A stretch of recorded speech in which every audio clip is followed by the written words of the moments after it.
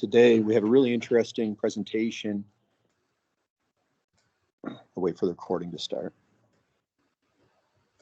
Hi, I'm Dan Muncie. I'm the chairperson for the IAFC Tech Council, and we're being joined today by leaders across, internationally actually, public safety leaders, and we're going to be watching a presentation from Microsoft. Microsoft over the past year has reached out to the IAFC Tech Council and really looked for a bigger involvement in our activities and expressed an interest in showcasing what Microsoft has been doing all along in the background for public safety. So many of you are familiar with a lot of products that are out there, but we tend to associate those products as being standalone from the developers. What we don't understand is that Microsoft's maintained just a huge interest in propelling public safety forward, but they really haven't been in the limelight. Instead, they've been assisting these developers with using these products that we use every day. So we're joined by Rick Zac today from Microsoft. Rick is the Director of Public Safety and Justice Solutions and has been doing that since 2010. All in all, Rick's been involved in software development, data management, analytics for nearly 30 years, as well as serving as a fire officer and instructor for Western Springs Fire Department for just over 14 years. Also on this phone call is Mark Starr. Mark Starr is the Director of Public Safety and Justice in California, right up in my own area in California, living in San Bernardino County.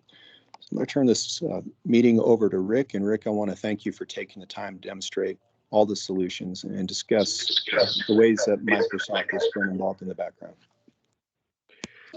Thank you, Chief. I appreciate that, and I appreciate the introduction. I will tell people, and that we're guiding them on this slide here, if you're not on mute, please go on mute. That'd be great. So many people work in noisy environments who are on this call today, and we are going to be grabbing questions and answering them at the end. But if you just check for sure that you're on mute as we go. So as the chief noted, Microsoft has been active in public safety, I think, as long as there's been a Microsoft in one way or another, just because of the way that our technologies are used by any kind of organization. But over the years, we've really spent a lot of time, a lot of investment, a lot of people, particularly supporting the public safety mission. And just as background, as the chief introduced me, it's true I served in suburban Chicago. Western Springs is an ISO Class 2 combination department, so I served as an officer, as an instructor. Some of you may know my former chief, Pat Kenny, who's very active in the fire service and also very active on mental health issues in the fire service.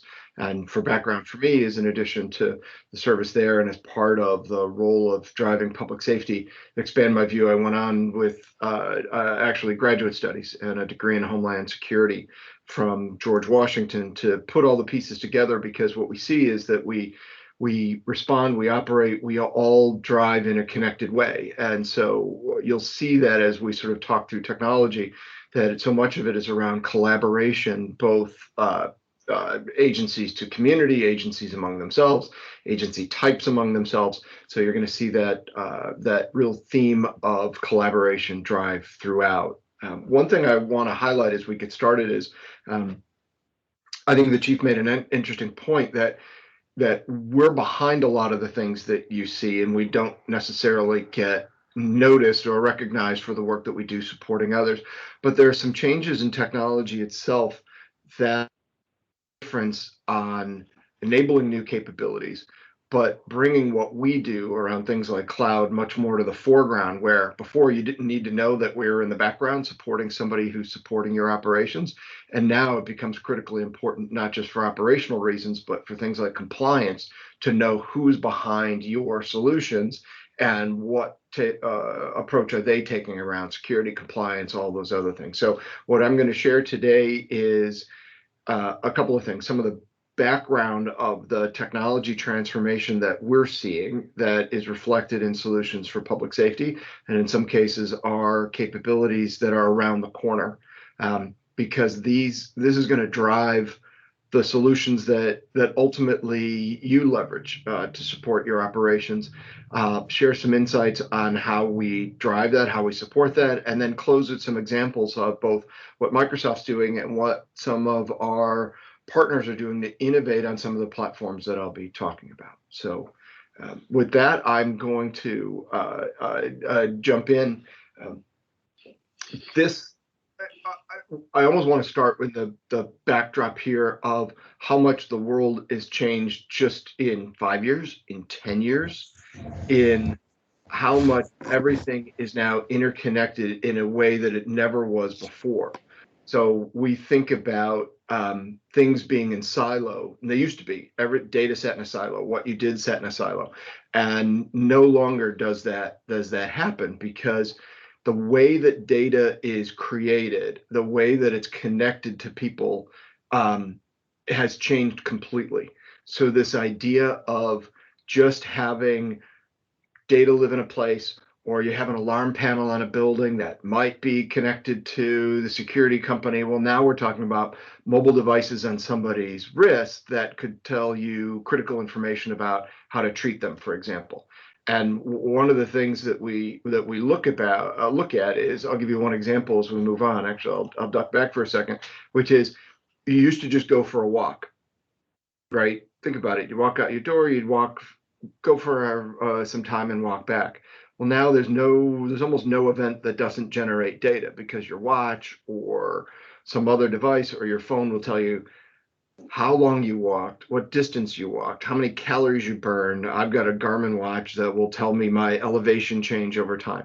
And so that kind of data never existed before, right? And this is reflected in both the situations that firefighters will find themselves in, with the technology that can support them, the technology that is surrounding them in a way that didn't happen before. And if I just sort of give you another example, and note that this is sort of how we're viewing it and how we're seeing where not only technology goes now, but anticipating ways it can leverage in the future. And I think about, the service of everyone on this call, my service, air packs, right? Go back long enough and air packs were new, right? And we changed tactics based on the ability to operate with air packs. Building construction, buildings designed, residential essentially to fall down, right? And that drives a change in tactics. Combustibles are different than they used to be, from ordinary to space age junk, right? And technology changes, policy changes, tactics change. And what we're seeing is that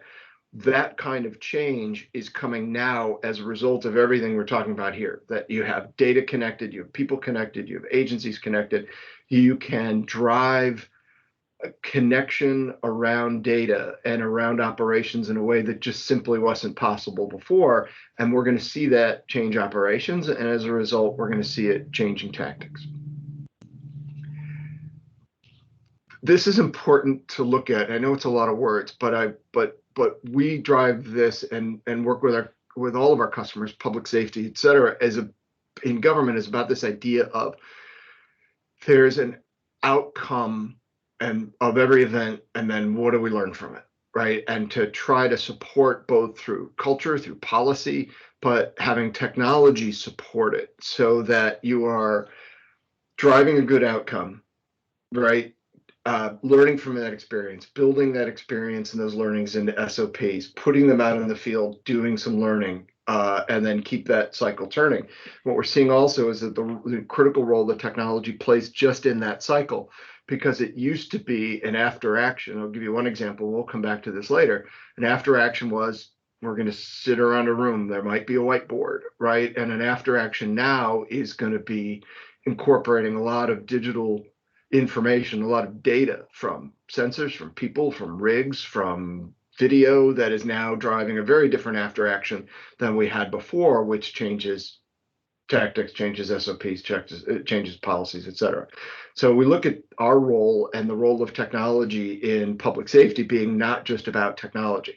It's about connecting people and the process through technology, but always with this idea of better outcomes.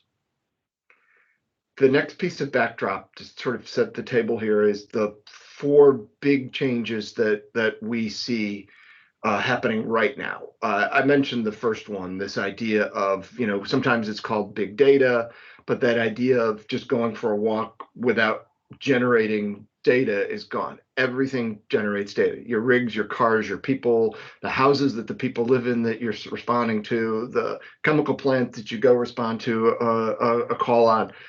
All of those previously dumb things and sort of data absent processes are now generating an enormous amount of data. And we'll see some examples, or talk about some examples of new data being used in new ways. But it's not just about having operationally better data, operations or the incident commander having better data in real time, but the ability to leverage that data through analysis in a way that shapes tactics, shapes SOPs, drives better outcomes. So data, we see this in the law enforcement side, where we spend an awful lot of time working along with the fire service, is the idea that the most important tool now is turning into data to help shape the operations to drive better outcomes. The second big trend, and it's reflected in, I saw the attendees, I know some of the departments are on, which is great.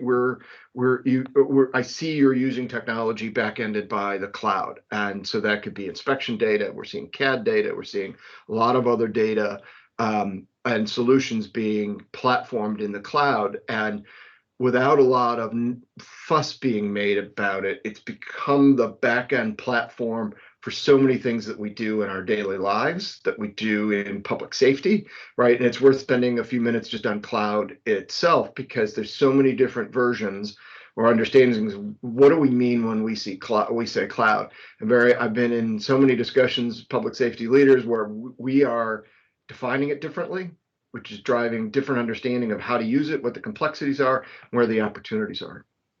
5G is the next one. And, we could spend 3 hours doing 5G, but this idea of and platform for true interconnectedness, we're seeing, whether you're talking about FirstNet, you're talking about Verizon, however you're talking about it, the idea, whether we call it 5G or not, of hyper-connected systems is arriving and will only expand.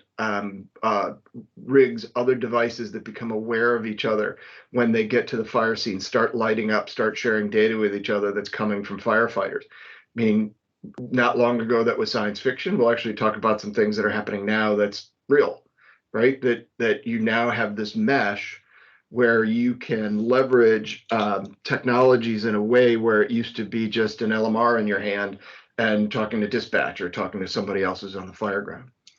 And the last one is artificial intelligence. And this is one where it's not the science fiction things, it's already happening. I'll give you an example. A hexagon, not to play any favorites, has an interesting set of capabilities that they call assistive AI, assistive artificial intelligence, which is focused on the PSAP, so that when a call for service comes in, the system on the back end is already mapping it to prior calls for service, time of day, location, other attributes, looking historically at what's happened in the past around a similar set of attributes, understanding, trying to predict forward what it looks like, and teeing up resources that are or prompts that are the most likely things for an incident like this. And so that's a now. We'll talk a little bit more about artificial intelligence, but it's coming into a lot of the back-end systems that agencies use now and are going to be using into the future. The cloud is a place where it's worth spending a little time, and then we're going to define it, because this isn't a feature or the concept of a cloud as being an option, really, because so many public safety platforms and solutions are using the cloud, and it's almost a good level set to see why. What's the driver here? Why is it gone from something that somebody else did or they did in social media to something where public safety agencies would run it? And really, it's this idea of connecting things in the cloud. And if you sort of look on the public safety side, we've talked about all the different kinds of data that's coming, weather and routing, real-time data, the ability to look back with a sophisticated after action and understand it more deeply, and the requirement to share a lot more data than has been required in the past. On the other side of the equation is on the community and society part, this idea of protecting data, right, to support operations, but at the same time protecting privacy. So much of the data that a fire department gathers at a fire through an EMS call is data that's collected when people are their most vulnerable. And yet there's a requirement to not only protect that to the highest levels, to national and global standards, but at a time when people themselves, the citizens you serve, are putting an incredible amount of data out about themselves. So having a way to be able to meet and support both of those scenarios is important. And then the transparency part, the calls for all public safety agencies of different kind to be very clear on how they deliver their services has become more important than ever. And really that's what drives cloud in the middle here.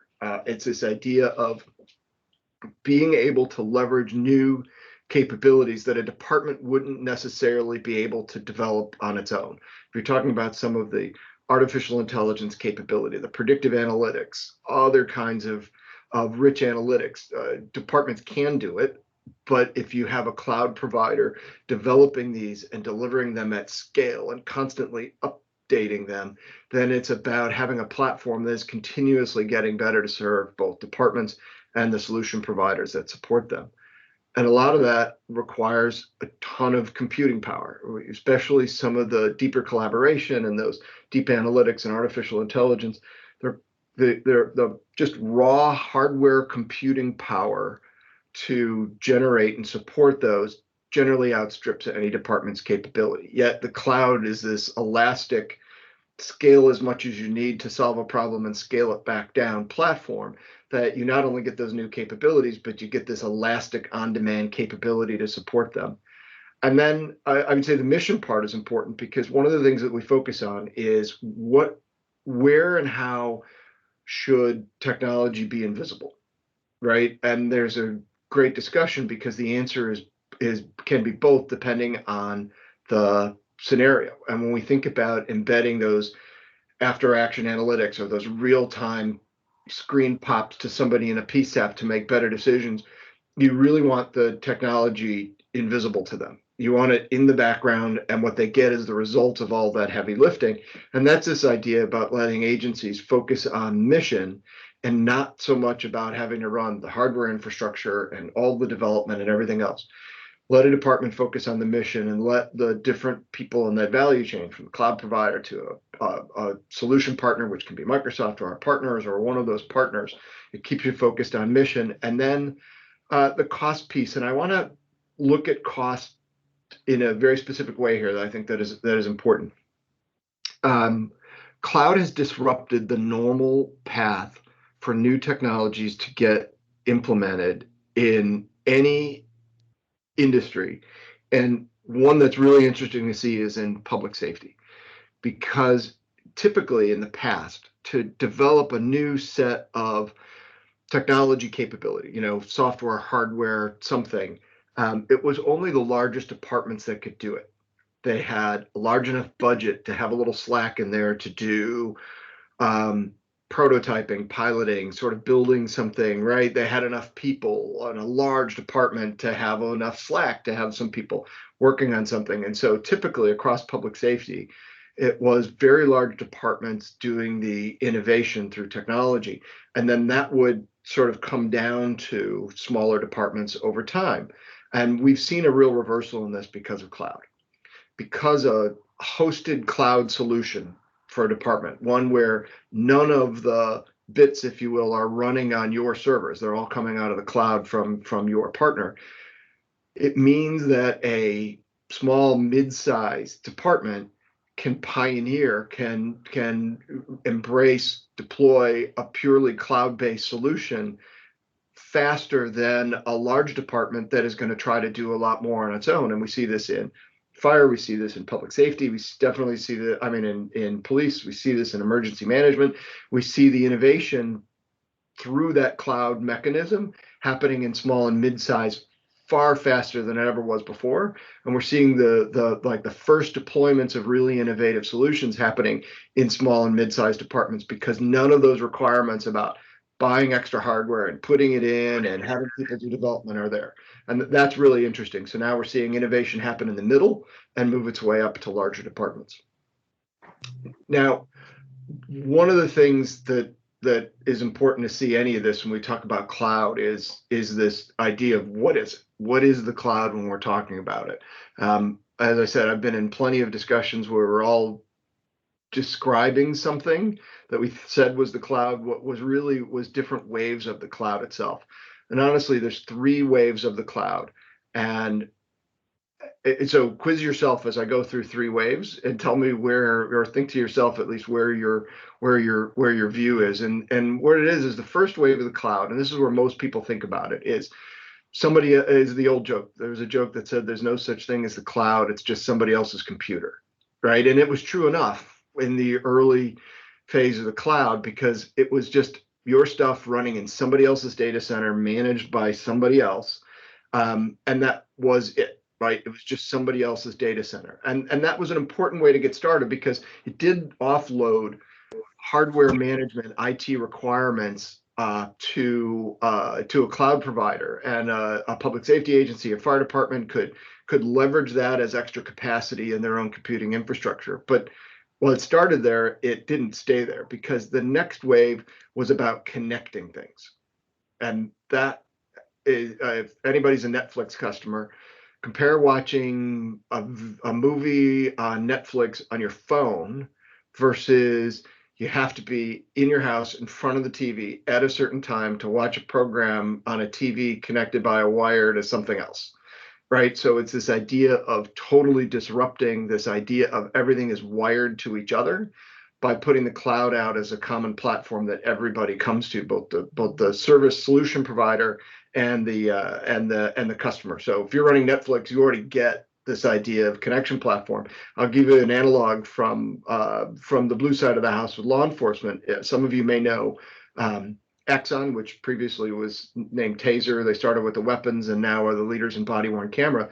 Their breakthrough wasn't just the camera, but providing a cloud platform. Think of it like Netflix, where those cameras directly upload into the cloud, where the agency now has access to it. But if a prosecutor needs to see a video, think Netflix, they just come into the same cloud platform, watch the video. Nothing's downloaded, nothing's transferred, no DVDs are burned to go do this. So it's this idea of connection platform. And then the third wave, and we're already there, is this idea of powerful software.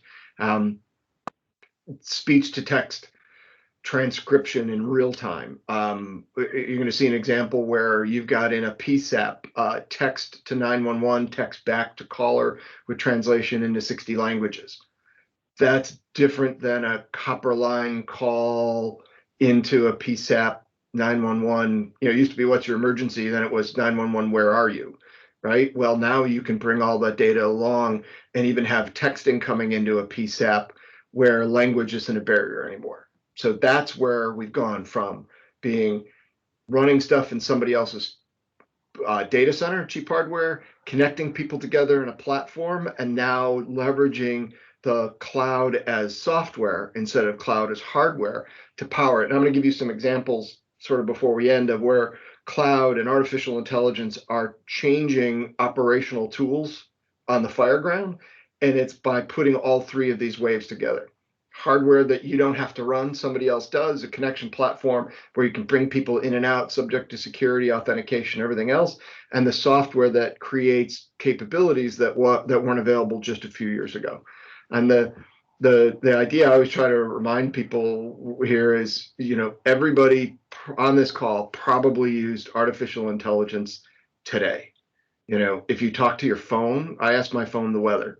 I was using cloud and artificial intelligence, right? If you talk to your TV remote, if Netflix is getting better at suggesting shows for you to watch, you're using artificial intelligence. What we're seeing is this set of capabilities that are in the commercial sector that people have gotten very used to, and now they're starting to come into the public safety side.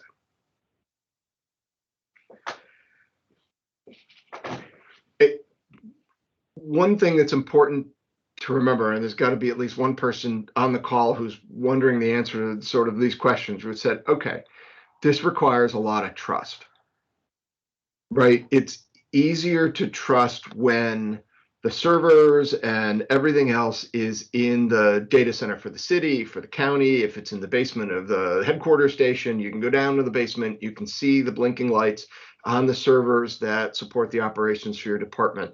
And that's a good thing, but while it seems always secure, right? It is, there's a jump here that says you can take the same approaches that you have for your own data, confidentiality, integrity, right? Privacy around your data, meeting your compliance obligations.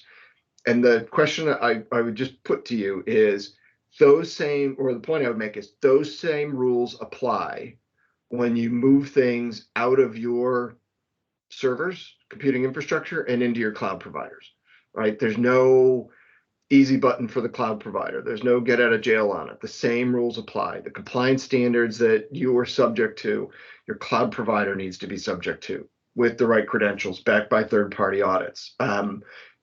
Have to provide the same level of security, or frankly, sometimes even more, because of the different workloads that your cloud provider is going to leverage. So what I would just focus on this is, as you go forward, you're using cloud solutions now, you're going to use them tomorrow.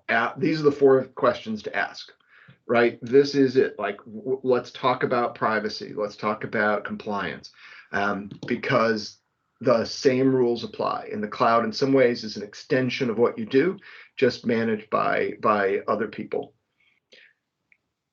And now I really want to start applying it in a way, in all this to the fireground and to operations. And this is a process that is now digital, that used to be a lot more manual and analog. So I have filled out many paper forms, and I'm sure everybody on the call has as well, right? And those are very quickly turning into digital. Like, we try to focus on public safety as making things digital as soon as you can in the process, right? If you can avoid a piece of paper and do that, let's say that building inspection, and that building inspection is on a tablet, right? And that's now digital data that's now addressable immediately for inspection, can flow into a pre-plan digitally because it's not a piece of paper. I'll raise my hand and say, I've seen the pre-plans where, it's a sketch scanned, right? And you're in the front seat trying to read a scan of a sketch attached to a pre-plan in Firehouse. Good steps along the way, but saying, let's make this totally digital information that can flow through all our processes, and then connect it with things like monitoring, alerting, and all these other things in a more powerful way. And some of these, it's really going to break down in 2 ways. One is creating new devices. We're going to talk about that a little. Drones are a great example. Were we using drones before? No, we're starting to use them now in the fire service. But then it's also this idea of taking devices that are already deployed out there that are pretty dumb and making them a lot smarter by leveraging the technology this way. And I would say, so drones are a great example of the new device. So a lot of folks have deployed the drone in a box, open the Pelican case, light it up, goes 50 feet, doesn't do anything but hover. We're seeing drones used in a lot of other ways, like this was yesterday. So this was just a story yesterday. Vandalia, which is suburban Dayton, Ohio. There's a man with special needs who was lost at night in 80 acres of woods. And they used a drone from the fire department with a thermal camera and found him. So you think about the way that event would flow in the past, a lot of people, a lot of time. 80 acres is an awful lot of even in daylight, 80 acres is a lot to search. But they found him pretty quickly because they were able to use a piece of technology that they didn't have a year ago, right? And where we're seeing also with drones, and if anybody wants to talk fire drones, find me after, we'll talk a lot about this, is having the artificial intelligence onboarded with the drone so that the drone knows what it's looking for before it gets to the person. It knows people shapes, it knows movement shapes, right? It knows what patterns it should be seeing and what unusual patterns look like.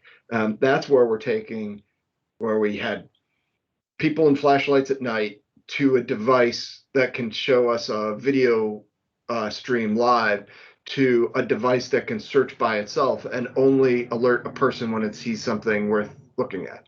That arc and that time between flashlights and a self-searching drone is incredibly short, given the traditional pace of technology advancement in the fire service. But there are dumb things getting a lot smarter, and I want to give you some example before we sort of go into some solution examples. Depending on who you run for air packs, your vendor may have shown you heads-up displays, which is great, not just on air, but messaging from incident command or operations. Got a little button so you can acknowledge. So you now have data flowing out to firefighters in the building, on the fire ground, in a way that isn't using radio traffic anymore. And in fact, one of the things that it enables is the ability to do a firefighter specific PAR, not a company level PAR, but a firefighter specific PAR without radios. So put the call out, need a PAR, put PAR on the heads up display, hit the button, and now you've done a firefighter specific PAR. Take an existing process, add new technology to it that is incorporated in technologies that firefighters are already using, and now you've changed what communication in the fire ground looks like. And we're not too far away from some other things like Z-axis. Talk about Z-axis in a second. Sensors that share conditions with incident command or operations, right? The environmental sensors. What does a heat look like? Things like that. Biotelemetry in real time from deployed firefighters. That's a thing. And I think there's one that is getting probably more attention, not as much attention as it should, which is sensors on bunker gear that will track the long-term exposure to carcinogens. That's data we never collected before. Try to figure out how to collect it now, trying to track, all right, who's had an exposure? Were you on shift when that fire was? And having sensors that are built into the gear that now tell you this is immensely important. And then the last wave, and again, this is real, is the buildings that you're going to fight your fires in are getting smarter. Law enforcement has had things like gunshot detection, which is very, very useful to provide a non-person alert about a bad event, right? But the buildings that we're going into, commercial structures, the technologies that are coming in there now are really interesting. Like that, if you've walked into the conference room and had the lights turn on because the motion sensor was there, building systems that feed that motion sensor back out to a common data feed and can put it out to operations that says, in this room or in this wing, there's been no people movement for an hour, like 45 minutes before there was ever a call for service. There's been no movement here. That's really important information on somebody who's got to manage the search on an incredibly large building or a large complex. And this is having the building tell you what's going on. There are other sensors here that then, and again, this is real time, happy to provide the insight, which is lampposts are getting smarter. So the lamppost now can carry that gunshot detection, et cetera, but that lamppost can also do things like crowd detection. So outside a building, if you, a sensor could denote an unusually large crowd, right, all flowing in one direction, let's say, or flowing at an unusual time, it's the sort of AI capabilities that say, sort of, we all guess the end, there's an evacuation underway. That's really interesting information that nobody had to call in or ask. Just the building telling you, or the sensor outside the building telling you there's an evacuation underway, is really important. And it's this idea of changing incident response from people having to do all the work and talk to each other on radios, and having devices throughout that whole fabric of a call, the people, the rigs, the lamppost outside, the building itself, starting to tell you critical information as you go through the incident itself. So I'm shifting to the end, and I want to share some examples of where these technologies are already deployed, and some examples of things that are real close around the corner. So this is going to start with a video. This is New Zealand Fire Service, which is doing some really interesting work using core Microsoft technologies to provide information to the rig before a lot of that data is actually getting to them through other sources. So stand by while I get the video running.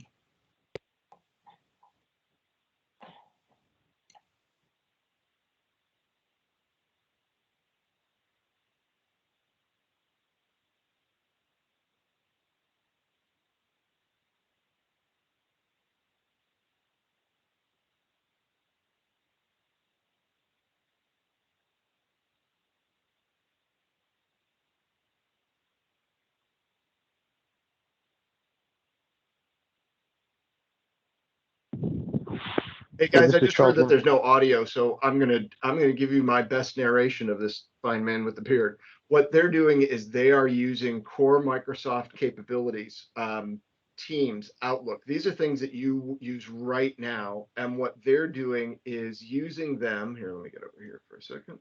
What they're using now in New Zealand is in addition to the other operational systems that they use, and my apologies for not having the audio on that. What New Zealand Fire Service is showing is that there are a lot of systems they already use, right? They've got a dispatch system, they've got an incident management system, but they're using the base Microsoft technologies, which is Teams. You're going to hear me talk about Teams a lot, and Office 365, the way that they collaborate with each other. They're getting updates to the rig en route that are coming from sort of their Microsoft channels that are supplementing the data they're getting out of their own dispatch firehouse kind of system. And so what's interesting is it lets them bridge across the department. And if you're in California, you don't know Mark Starr, meet Mark Starr from Microsoft, who's on the call, who can share some great insights. And if not, find me, we'll share great insights, because what we're seeing is that Teams, which is a horizontal solution, in the sense of it is a platform for collaboration and you can apply it anywhere. We're seeing public safety agencies of every kind use Teams to collaborate within themselves, like New Zealand Fire Service does, but also with like mutual aid neighbors or with other departments that they work with on large scale events. Because my old department and the department next door, we did not have a way to connect with each other, right? Other than a radio. Right, we had each other's pre-plans. That was great. That was really helpful when we went, but we didn't have a way to collaborate with each other. Let's say a large-scale event or a long-duration event. And so we see fire departments setting up Teams channels, right? And if you don't know Teams, we'll get you briefed on it. A Teams channel is just, if you're using Teams now, it's a place where just people you decide can come in, share things like pre-plans, but importantly, send each other messages, use it as a platform to talk to each other, phone to phone, using Teams on the phones. So instead of having to go through that long, difficult, generally political process of how do we get our systems connected with a neighboring department systems, Teams lets you set it up without having to do that. It's a channel, and its only access that people have is to the channel itself. And then we've seen it also for large scale and large duration incidents where they set up a Teams channel just for everybody working that event. And now we can capture all the information. Everybody can communicate with each other. And they didn't light it up and connect everybody until the event started. So the one thing I'm going to cover here from the pure Microsoft side, like us in the foreground, is this idea of you probably have under license through your city or your county Microsoft Teams. Amazing platform, really easy to deploy, and really easy to drive collaboration of all kinds, both within your department, but then importantly, with neighboring departments and other critical stakeholders. A Teams channel of you and the high school that's in your town, right, where you're running calls to all the time. Private industry where there's special hazards. A Teams channel where you get to communicate with each other in a way that's different than doing a pre-plan. So I'd encourage you, if you walked away doing one thing or a couple of things, say Microsoft's good at cloud, they support public safety, they get the idea of security and compliance, and then the last thing I'd say, and they have a pretty straightforward platform in place that you probably have under license that will allow you to collaborate with just about any other stakeholder organization. So I want to share some other examples, and this is where Microsoft is collaborating closely with our partners. The first one of them is in the state of California.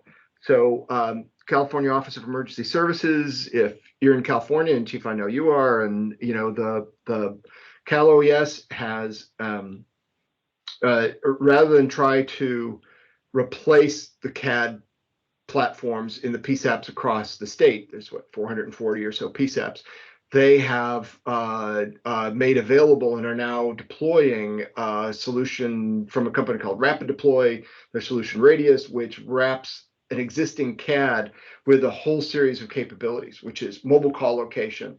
I mentioned to you that two-way texting with translation and video and everything else, and integration of real-time data. If you want to know the weather, just ingest a weather app. If you want to know what the traffic looks like in your service area, you can ingest data from Waze, which probably has the best data.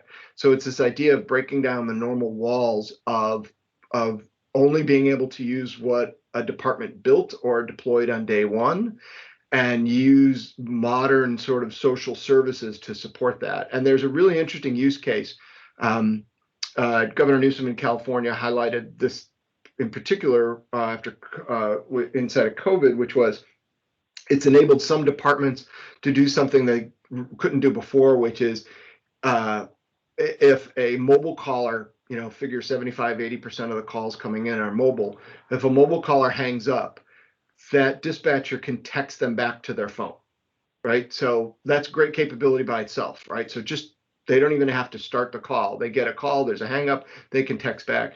What the governor highlighted was a way that some departments are using that to address the challenge of domestic violence calls and their increase during COVID, which is now for the ability for a dispatcher to text back to that mobile caller, are you okay? Do you still need help? Are you in a position where being heard, asking for help could be dangerous, right? And Governor highlighted is a great use of technology applied against that has a lot of different capabilities, but applied against one really specific use case in a positive way. The next example I want to share is one that actually crosses the boundaries between the fire service and law enforcement, and that is the call for service for someone who is not able to effectively express what their needs or conditions are, or in some cases aren't able to communicate effectively with that first responder. It could be a law enforcement officer, it could be EMS coming up on the scene. I want to show you this is, and again, my promise to you is no science projects, like real, and this next one is real. It's called Vitals. What Vitals is an application and a beacon and a phone device. So I'll just share it out with you. So what you see on the wrist, tied in the shoelaces there, you can see the little wristband version of it. This is a sensor in a lot of different form factors, and it's opt-in. So I want to say this isn't mandatory in any way. This is a family saying that they have a loved one who they want to have protected this way. That it has that beacon has a proximity alert to the mobile phone of a first responder. And when it lights up, it provides them a lot of information. You can see the examples here. It can not only do things like trigger an alert when they've left some sort of geofence that someone's put down, but often first EMS is responding to a call where the person is altered in some way, or temporarily, or on a more permanent basis. And now through this opt-in solution, cloud-based beacons, mobile device, you can now provide really important information to that first responder to drive a better outcome with that citizen. And, this, I try to highlight this as an example of, you couldn't do this a few years ago, and this is something that's live real now. And it's important to highlight that idea of data richness, that there's so much data being generated in so many ways, and new devices being generated that will generate new data that answer in public safety. Sometimes the question that we talk about is, I wish I had known. I wish I had known that person's conditions, whatever. I might have made different decisions. Law enforcement sees it too. If they had known something more about that person, it could have driven a better outcome. But by putting cloud together, by putting Internet of Things, these devices, and that whole idea of collaboration, now we're seeing better outcomes. And again, this is real. This is a real example of all these technologies coming together to drive better outcomes for people. There's a better outcomes for firefighters. I just want to highlight one. I think some of you may know 3 a.m. They're out of Buffalo, New York, and it's this idea of driving better situational awareness on the fire ground. So if we look at it, it's this idea of two levels. You're seeing upper left, the first one, which is, not the whiteboard, right? It's a digital ability to know where your people are, where they're operating, ingest things like the drone video in real time, and start to build a graphic view of situational awareness as opposed to sometimes the clipboard view or the technical worksheet view of situational awareness.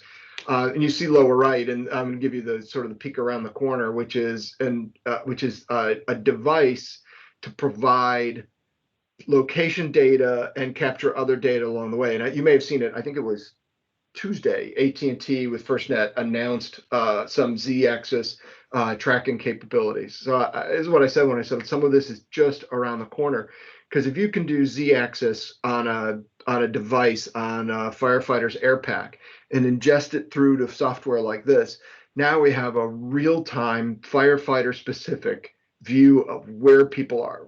Where are my people? What are they? Where are they? What are they doing? What do they need?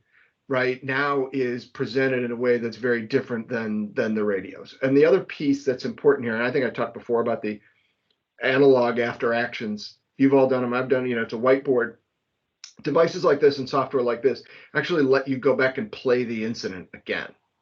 That is a different after action than the whiteboard, right? Being able to see where people went, how they did, the progress they made, is enormously important for not only understanding that incident, but understanding over the long duration of incidents, improving training, improving SOPs, et cetera. You're now digitally capturing performance on the fire ground in a way that lets you shape training, drive better outcomes.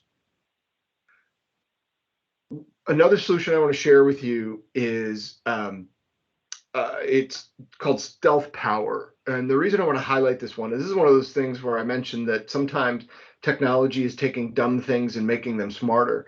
And this is a great example of that. So here's an FDNY ambulance. I highlight it because they're using this technology. What Stealth Power is hybrid power units for any sort of vehicle, but with a real specialty in public safety rigs, and particularly ones with high idle time. So ambulances tend to have high idle times during the day.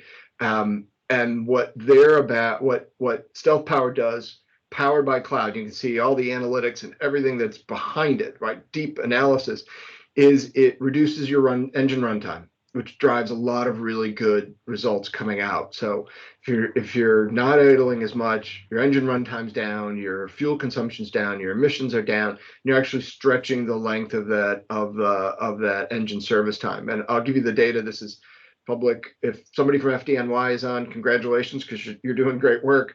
This is their reported data from the month of this past November for the ambulances in their fleet running this technology. But again, it's almost in the same thing as that Vitals app of the Beacon.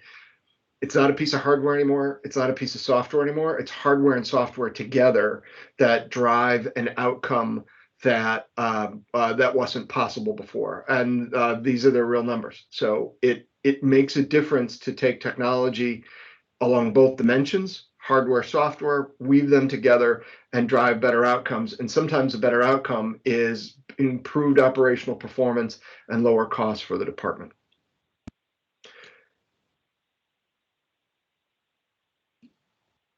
So as we close, let me go here. I appreciate everyone's time today. I know I covered a lot of sort of the Microsoft's view of technology, how we think it's shaping public safety, the technology and policy considerations behind using these modern capabilities to support your operations, and a few examples that highlight new capabilities that aren't possible without sort of tightly connecting cloud capabilities and modern devices. So we as Microsoft will say we appreciate all that you deliver for your communities across the country, appreciate your commitment through the Technology Council. to adopt new capabilities over time that help you improve that performance, that drive those better outcomes for your community. You're going to see I presented this last slide and supporting some self-5 there. But I love to stop now and Well, thank you, Richard, for such a great presentation. And our conversation a year ago that we don't necessarily think of Microsoft when we think of public safety. I think that you're doing great work to change that narrative, especially in your synergism with a lot of public safety companies that you just demonstrated over the last 5 minutes that a lot of us have a lot of awareness of. And it's really interesting to see those connections. I do have a couple of questions that were submitted by our members that I'm hoping you can answer. The first is, what is the future of self-building connections between different programs that we want to work together, if they are built around Microsoft synergy? That's a great question, and let me answer in two ways, because there's two layers for this. Because there's a communications connectivity layer that has to happen first while you, and I'm saying like on the fire, we'll approach it two ways. On the fire ground, if you want to show up and have things connect, it starts with a base layer of connectivity, and we're starting to see that through mesh. And I'll just describe it as mesh. I don't want to put it on 5G or anything else. And an example I will highlight for you, you can go look at, which is the city of Canton, Ohio. And if anybody's on from Canton, come off mute and holler. Canton, Ohio has deployed a really, really sophisticated computing mesh across the city that's built into lampposts. And so the reason this is important is that you can have a public safety vehicle arrive on scene, and we think about how much bandwidth it's required to operate a lot of these sophisticated solutions that we're talking about, and having a big pipe to connect to the cloud to power it all. You know, early on when we were looking at a lot of these, it was, all right, we're going to make a command van really smart, right? And then we all realized very quickly, it doesn't, you need that big pipe to the cloud instantly. So actually we're talking to manufacturers about having, and I know I'm getting to the weeds here, so forgive me, bonded cellular in first due rigs. So that first, let's say, engine that shows up, even as they're like pulling up, they're by themselves, they have a really big connectivity pipe to the cloud. But in a place like Canton, it's a mesh where all of the arriving rigs can now ride this very powerful connection pipe to connect to all these different systems. So that mesh piece, that idea of connectivity that you snap in and out of, is very important. The self-building connections, if I'm understanding the question correctly, is related to that on one level, the communications level. So you come in and everything starts lighting up when it gets a signal, and you've planned to have first arriving rigs or that mesh fabric provide that comms pipe. But then also this idea of having software all interconnected with itself. And that's a place where cloud can play a powerful role because of the standards that are in place to move data around. And so it does make it easy to have data flow when you have common standards. Law enforcement has NEAM. There's some other standards that already package up in easily consumable ways data as it moves. The other way to answer your question about the self-building connections is, in some ways, we're reflecting it. And I'll give you an example with Teams. And if you'll forgive me, we built something on the law enforcement side that was for a gun trafficking task force, multi-agency, actually multi-level, state feds, right? And they use Teams to talk to each other, which was a very seamless, easy way. Nobody had to let each other into their secure systems. Teams gives you a common sort of walled off place to collaborate. But when they needed to use another piece of software that wasn't Teams, right? I'm sort of coming at the self-building connection another way. Teams is built to simply open up a little frame and display that piece of software subject to people's, access integrity rights. And so this idea of building on platforms that are designed to ingest not only data, but to snap in other solutions now, and then put that against a backdrop of a common big communications channel delivered on the fireground. And I think we can accomplish, I think, what the person's really asking about self-building. And maybe it goes to this idea of how invisible the technology should be. All of those things can happen without people pushing buttons. And I think that's really what we're trying to get to. Rick, we love this. I mean, we've been preaching interoperability and operability, not only between agencies, which still is a problem depending on jurisdictions, but also with the technology that we're adopting. And it's so great to see Microsoft in the background that's providing these connections between your partners to allow that transmission of data and to really deliver it to the end users, the firefighters who are working so hard to keep our customers and themselves safe. Along that theme, I do have a second question submitted. Sure. Verbatim, it says, in the cloud, can we see in the future micro nodes in buildings that firefighters can connect to, which transmits information to the firefighter and from the firefighter to the building, things like location and biodata?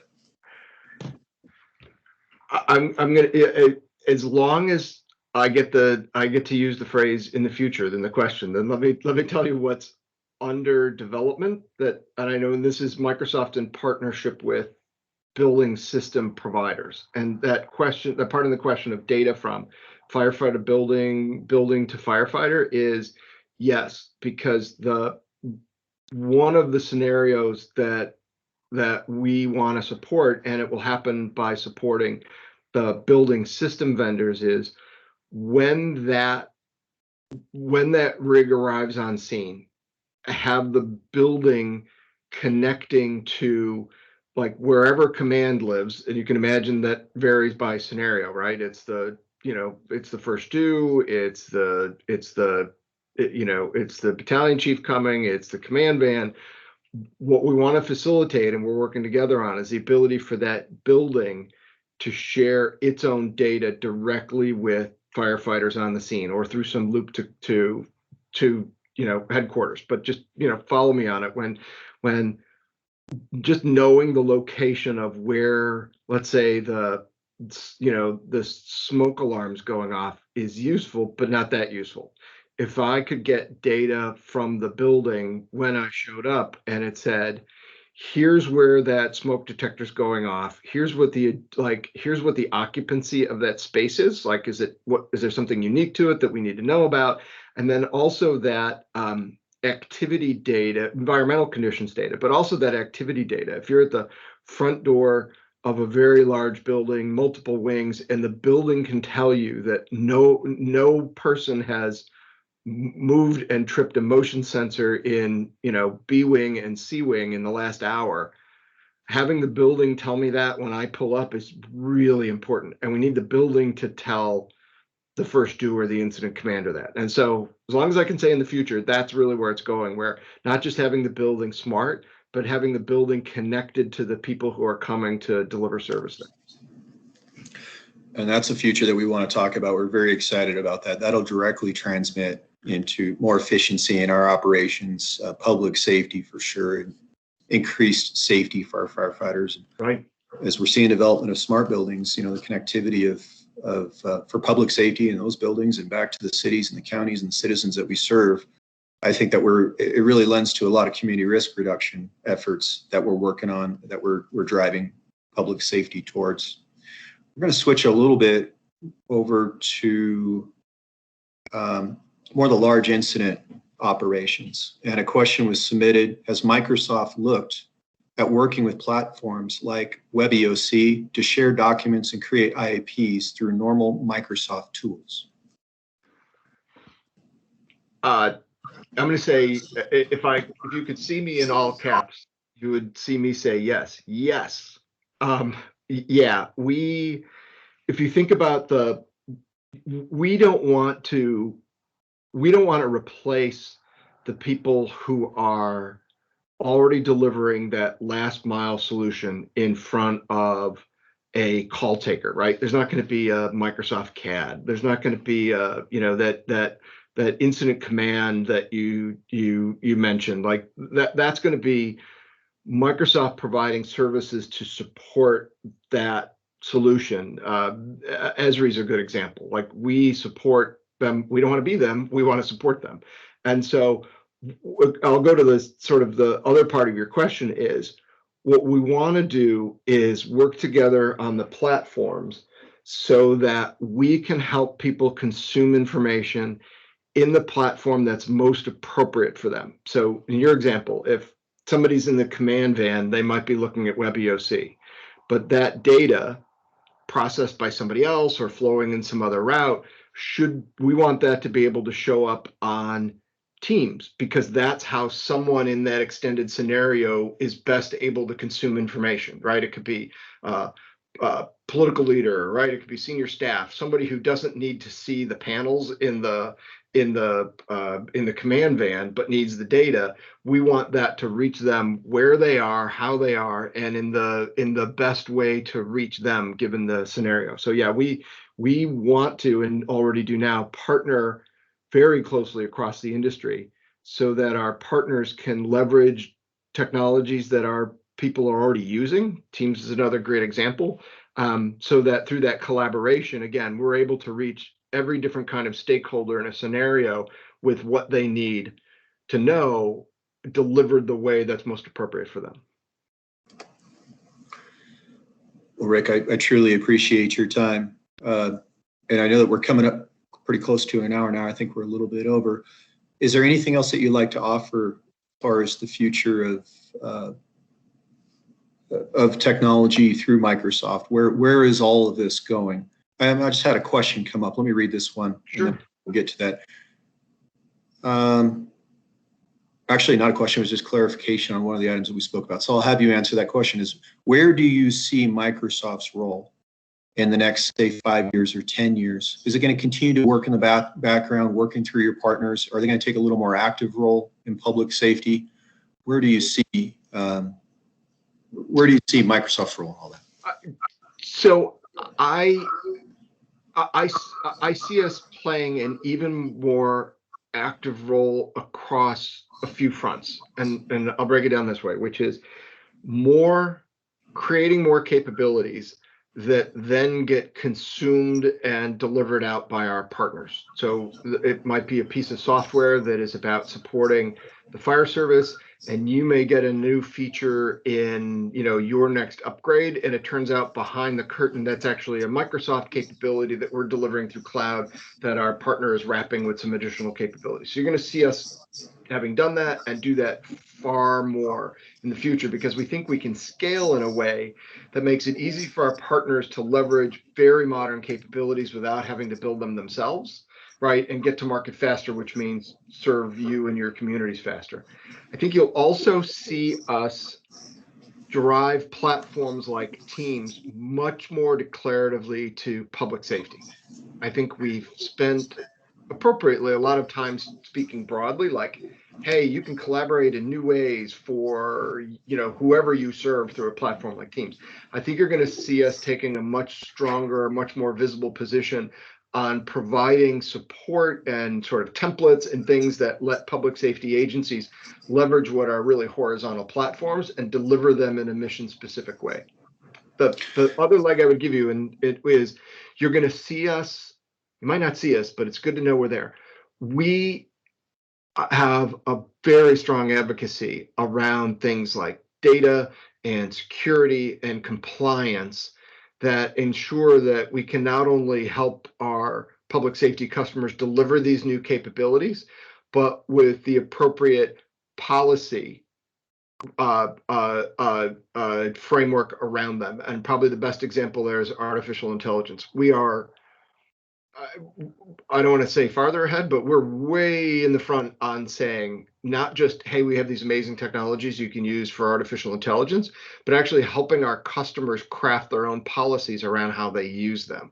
Because what we see and want to do is to sustain our customers' use of new capabilities by helping them through both the technology and the policy considerations.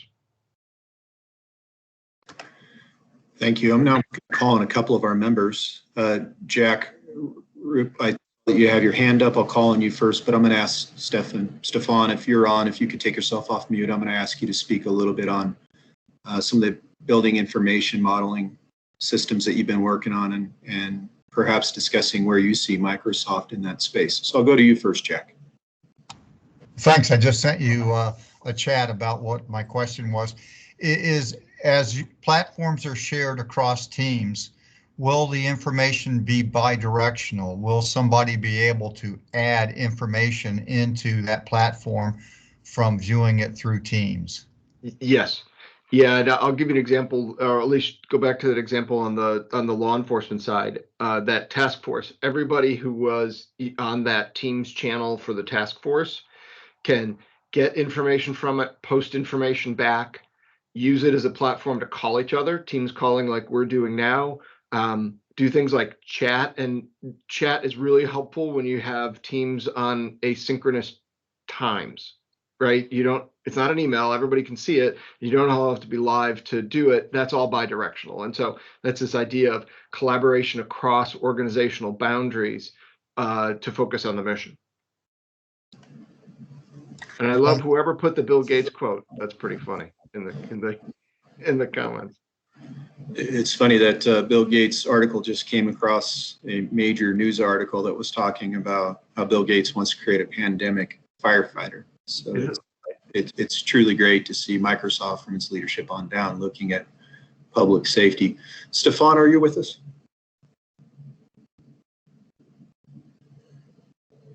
I wasn't sure. He was having connection problems. I know he's better now. Can I answer a question that I got put in the chat? But please do. So the whoever posted in about NFPA 950, thank you. That's really important. And one of the things that we see, and I see on both sides, the fire service side and the law enforcement side, is that embracing NFPA 950 about sort of getting common data standards is really important. And in some ways, the law enforcement side got there first, and mostly because of how data intensive it is. Like everything's data. Your criminal case file is history. Is data. Like it's data, and particularly the FBI puts very strict security and compliance requirements about how you operate with data that you get from the FBI. So there's been sort of a focus on getting standardized way to share information, like the NEAM standard. And as we get more advanced on how data can and should flow among stakeholders in the fire service or in emergency management,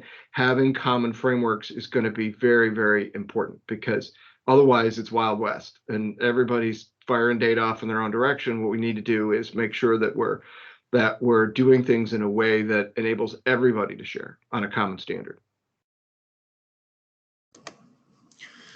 Rick and Mark, I want to thank you both for your time. Is there anything else that you'd like to add before you wrap up? And then I'll turn this over to Jeff Doolin to close out our meeting. This is Rick. I think my email is on the meeting request. If it's not, we'll get it to you. If you have questions, we want to help. And if we're not talking to you, let's talk to you and let's see how we can support you. I think you see we support the mission very much and would welcome the chance to talk about how to support you in the mission. Thank you very much. Jeff Doolin. Hey, thanks, Chief. And Mark and Rick, thank you so much for this great presentation. I've already gotten a few people emailing me about when this presentation will go up on the IAFC Technology Council website.